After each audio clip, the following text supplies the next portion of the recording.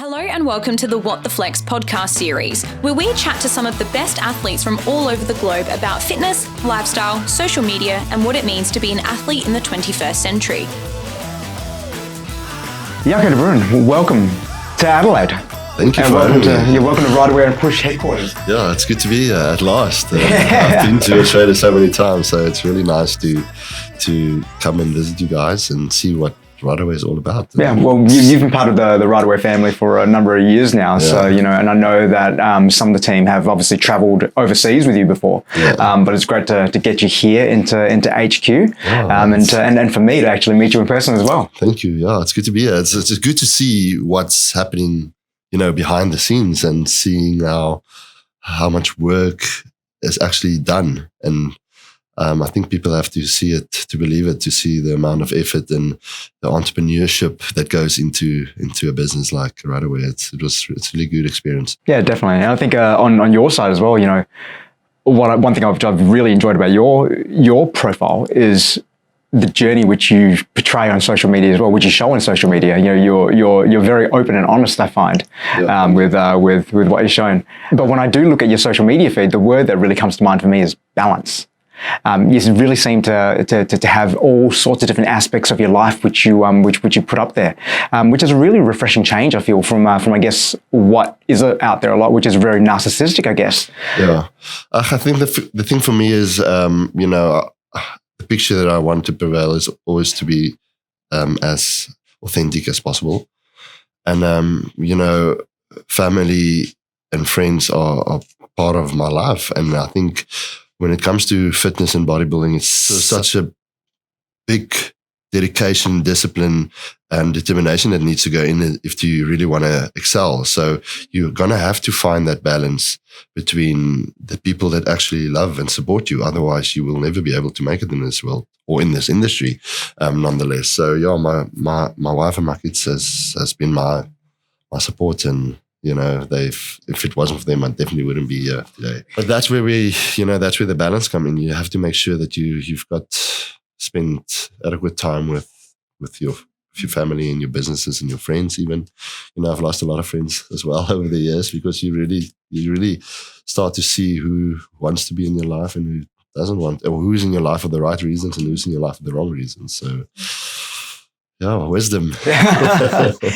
So, for those who don't know, in South Africa, you're regarded as pretty much one of the top fitness models, and probably the first top fitness model.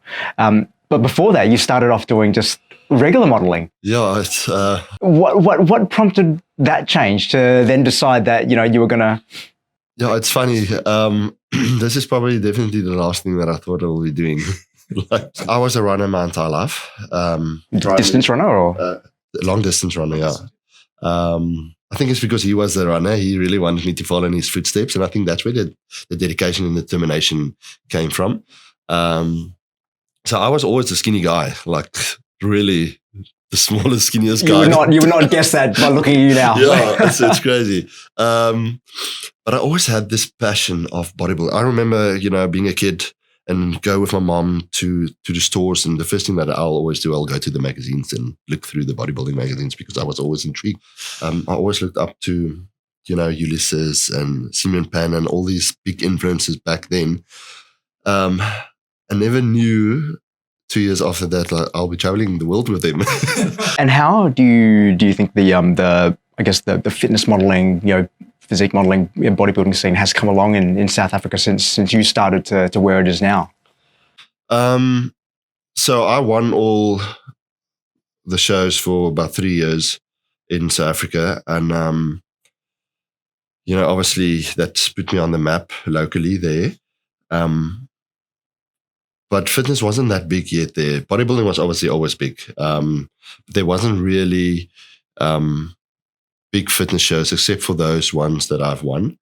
But the thing that disappointed me the most is you win these shows and you always get like a tub of protein, or you get a free haircut, or you get a one training session with a personal trainer. So thank you for all that hard work for last year. Here's a haircut. That was the thing that bothered me the most. And I decided at my very young age that, I've always been an entrepreneur, and it's I always was very interested in building a business and being part of a business, and even myself using my own name, building my name as a business. And I'll never forget, I emailed Paul Dillett from WBFF. And I said to him, I wanted to bring WBFF to South Africa. And I did that with no money. I didn't know what to expect. All I knew in my heart was that South Africa needs something that they get more from, you know? And I had the Skype session with Paul, and Paul told me he had so many requests over the years for people bringing it to South Africa, and it's just never worked. It's never happened. And I told him, well, give me the opportunity and I'll make it happen. Knowing that I didn't have any funds to do it, but I knew I had influence. And anyway, no graphic design skills whatsoever. I think I used Word and PowerPoint, and I just started creating ads of WBFF is coming to South Africa. And I started promoting it, and I even designed my own website on, yes, goodness, I couldn't even remember what, but it was a very like cheesy website. And so what year was this? This was 2012.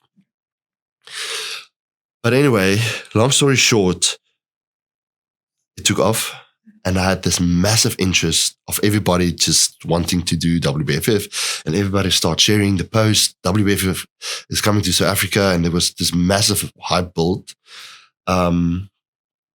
I put my own banking details on there, and people start paying money into my account to enter the show. And I think in the first month, you know, I had enough money to pay Paul his licensing fee, and which helped me. I have two friends, Andrew, Chris, that approached me, and Andrew owned the biggest bodybuilding and fitness magazine in South Africa, and he was very intrigued about what's happening, and they invested in me. So all the venue and everything was paid with the investment money, which was obviously helping a lot. Flew Paul over. He came to South Africa. I'll never forget that day when we stood in front of the stage, and there was 268 athletes that entered the show. Wow. And I had over 3,000 people in the audience.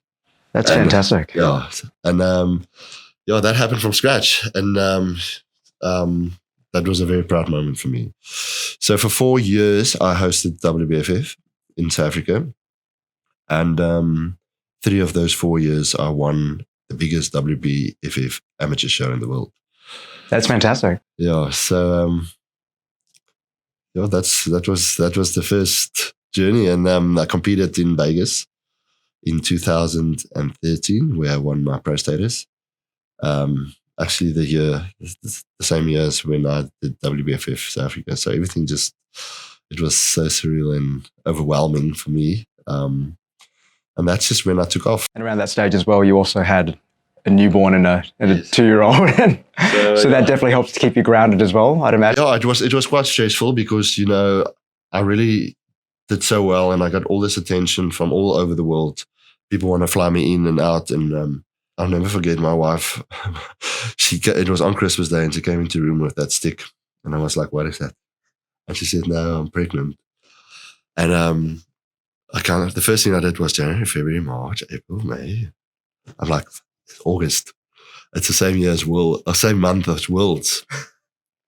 And anyway, so my wife was just, we just go with the flow. We'll see how it goes. And, you know, the baby will come before then. Anyway, 9 months later, my Worlds was a week away. My wife was very far pregnant, and the baby still hasn't come.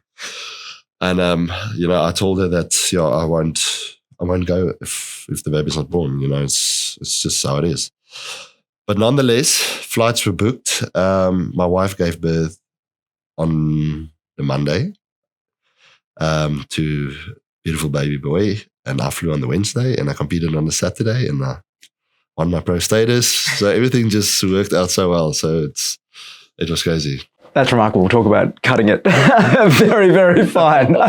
Yeah, no, I was blessed. Everything just worked out so perfectly. So, Speaking of competing as well, you recently went back. You went back to becoming an amateur, so you could compete back in South Africa.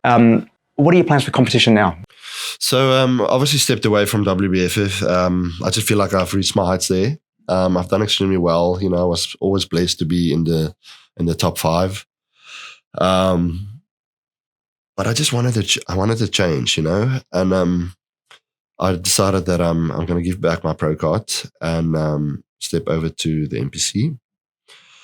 And that obviously you need to compete locally to get your regional card to go compete internationally again, which was very intimidating. But it's something that I really looked forward to. Because I've never really had the opportunity to, especially after where I was in 2012 competing and did so well. I mean, 7 years of the sport that has grown so much in South Africa. You know, the people just got better and better, and there was all of this massive talent of guys and girls that competed over that 7 years. And living in South Africa, you're seeing how well these people are doing, and I never had the opportunity to compete against them.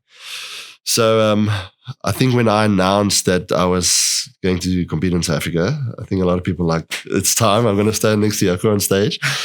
But it was a massive show. There was about 300 athletes. And I did it. I think I was actually, because I did men's physique, it was completely out of my comfort zone. So, you know, I think I still got a lot to learn when it comes to the posing and how the federation works and stuff.